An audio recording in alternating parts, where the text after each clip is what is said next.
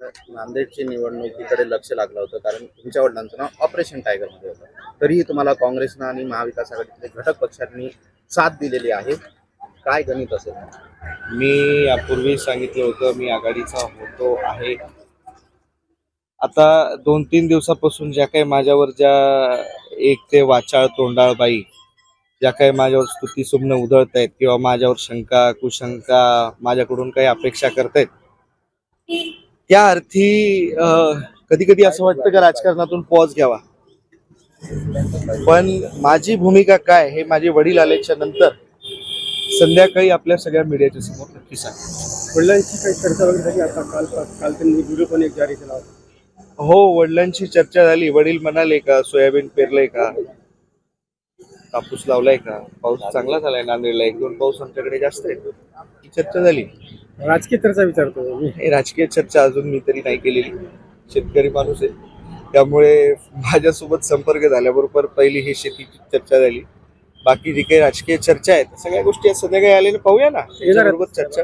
साहेब येणार आहेत आज. हो, आज संध्याकाळी येणार आहे. जंगी स्वागत आहे आज. हो, नाही मी सुद्धा स्वागताची तयारी केली आहे त्यांच्यासाठी.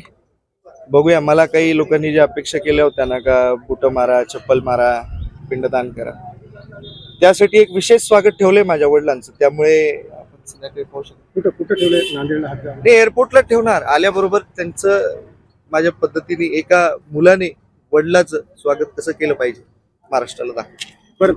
शेवटचा विषय येतील बांगर साहेब.